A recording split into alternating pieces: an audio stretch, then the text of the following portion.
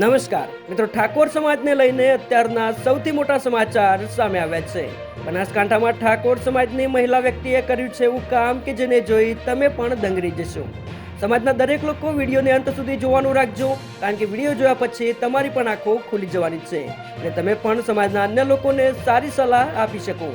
હાલના સમયમાં સોશિયલ મીડિયામાં અવારનવાર અવનવા અનેક બનાવો અને પ્રસંગો સામે આવતા હોય છે, જેમાં સમાજના દરેક લોકો સાથે મળી એકતા બતાવતા હોય છે. ત્યારે મિત્રો, હાલમાં બનાસકાંઠામાંથી ઠાકોર સમાજને લઈને અત્યારના સૌથી અગત્યના સમાચાર સામે આવ્યા છે.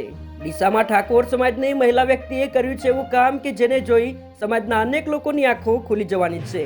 ડીસાથી મીનાબેન જયેશકુમાર ઠાકોર કે જેઓએ કર્યું છે એવું કામ કે જેને જોઈ સમાજના અનેક લોકો ભવિષ્યમાં આવું કરી શકે છે.